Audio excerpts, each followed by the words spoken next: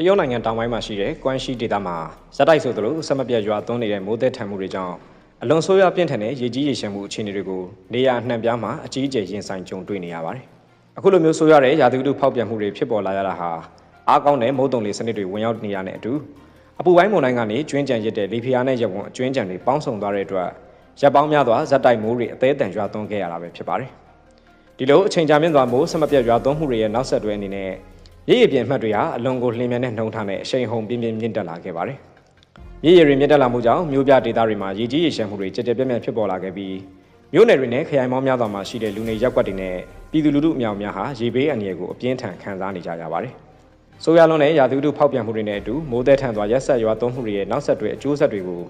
ဒေသခံပြည်သူတွေလူလဲခံစားနေရတဲ့အထက်ကမှ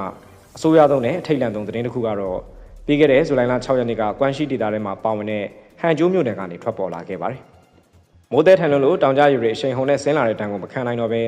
ဒေသရင်းကရေလောင်တမန်ကြီးတစ်ခုကျိုးပေါက်သွားတဲ့အလွန်ဆိုးရင်ပွေရာအခြေအနေတရဖြစ်ပွားခဲ့တာပါ။ဒေသရင်းကမျက်မြင်သက်သေတွေနဲ့တရားဝင်သတင်းမီဒီယာတွေရဲ့အရေးပေါ်သတင်းထုတ်ပြန်ချက်တွေအရဟန်ကျိုးမြို့နယ်မှာရှိတဲ့လျိုလျန်ရေလောင်တမန်ကြီးမှာအလွန်ကိုကြီးမားဆိုးရွားတဲ့တမန်ကျိုးပေါက်မှုအန္တရာယ်ကြီးတရဖြစ်ပွားခဲ့တယ်လို့အတည်ပြုထားပါတယ်။တမန်ဆိုတာကလည်းတာမန်အချိန်တွေမှာဒေသရင်းစိုက်ပျိုးရေးနဲ့ရေပေးဝေရေးအတွက်အရေးပါပေမဲ့အခုလိုရက်ဆက်မိုးကြီးပြီးရေလောင်ပမာဏပြည့်ရှံနေချိန်မှာတော့အချိန်မရွေးကျိုးပဲ့ထွက်နိုင်တဲ့အခြေအနေမျိုးမှရှိနေကြတာဖြစ်ပါတယ်။အခင်းဖြစ်ပွားတဲ့နေရာကိုဓာတ်ရိုက်ရောက်ရှိနေတဲ့သတင်းတောက်တွေရဲ့ကနဦးမြေပြင်တွေ့ရှိချက်တွေနဲ့သတင်းပို့ချက်တွေအရဆိုရင်ရေလောင်တမန်ကြီးရဲ့အဓိကတိစောက်ပုံအစိပ်ပိုင်းနှစ်ခုဟာရေဖီအားကိုလုံးဝမခံနိုင်တော့ဘဲအကြီးအကျယ်ပြိုကျပျက်စီးသွားခဲ့တယ်လို့သိရပါတယ်။ဒီလိုအရေးပါတဲ့အစိပ်ပိုင်းနှစ်ခုပြိုကျသွားတဲ့အတွက်ကြောင့်ရေလောင်တမန်ပေါ်မှာစုစုပေါင်းအရှည်မီတာ90လောက်ရှိတဲ့အေယာမကျိုးပေါက်မှုကြီးတစ်ခုချက်ချင်းဆိုသလိုဖြစ်ပေါ်သွားခဲ့ပါတယ်။ရေလောင်တမန်ကြီးဒီလောက်ကြီးမားတဲ့အတိုင်းအတာနဲ့ရုတ်တရက်ကျိုးပေါက်သွားတဲ့အတွက်ကြောင့်တမန်တွင်းမှာတူလောင်ထားတဲ့အလွန်များပြားလှတဲ့ရေတုတုတွေကြီးဟာတမန်တွေရဲ့အောက်ဘက်ဒေသတွေစီကိုအရှိန်ဟုန်ပြင်းပြင်းနဲ့အဆက်မပြတ်စီးဆင်းဝင်ရောက်သွားခဲ့ပါတယ်။တမန်ကျိုးလို့ဆင်းလာတဲ့ရေတွေဟာတာမန်ရေကြီးတာမျိုးမဟုတ်ပဲရွှွန့်လွန်တွေမိုက်တရိုက်တွေနဲ့တစ်တုံးတွေကိုပါတပါးတည်းတည်ဆောင်လာတဲ့အတွက်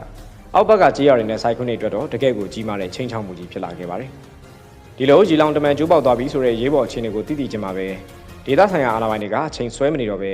အရေးပေါ်ပေးလို့ရရွှေ့ပြောင်းရေးအစီအမံတွေကိုချက်ချင်းအသက်သွင်းပြီးအလျင်မြန်လှုပ်ဆောင်ခဲ့ကြပါတယ်။ကြိုတင်ကာကွယ်ရေးစီစဉ်တဲ့အရာရေလောင်တမန်ရဲ့အောက်ဘက်ဓာတ်ရိုက်ရေစီးကြောင်းထဲမှာရှိနေတဲ့ကြေးရွာတွေကဒေသခံပြည်သူတွေအားလုံးကိုအရေးပေါ်ရွှေ့ပြောင်းပေးခဲ့ရပါတယ်။လမ်းမဆက်သွယ်ရေးခက်ခဲတဲ့အခြေအနေတွေကြားကနေတက်ကြီးရွယ်တွေနဲ့ကလေးငယ်တွေကိုဦးစားပေးပြီးအမြန်ဆုံးရွှေ့ပြောင်းပေးခဲ့ရတာဖြစ်ပါတယ်။ဒါအပြင်ရေလောင်တမန်မှာတာဝန်ထမ်းဆောင်နေတဲ့ဝန်ထမ်းတွေကိုလည်းရေလွတ်နိုင်မဲ့ကုန်းမြင့်ဒေသတွေစီကိုအချိန်မီပို့ဆောင်ပေးခဲ့ပါတယ်။တမန်တစ်ခုကျိုးပြီဆိုရင်အချိန်နဲ့အမျှရေမျက်နှာပြင်ကမြင့်တက်လာတတ်တာမို့ကယ်ဆယ်ရေးသမားတွေအနေနဲ့လည်းအသက်လူပြီးလှုပ်လှုပ်ခဲ့ကြရတာပါ။နောက်ဆုံးရရှိထားတဲ့တရားဝင်သတင်းအချက်အလက်တွေအရဆိုရင်အခုချိန်ထိဘေးဒဏ်တင်နေရာတွေကနေပြည်သူလူထုအရေးအတွက်300ကျော်လောက်ကိုဘေးရန်ရဲ့ကင်းရှင်း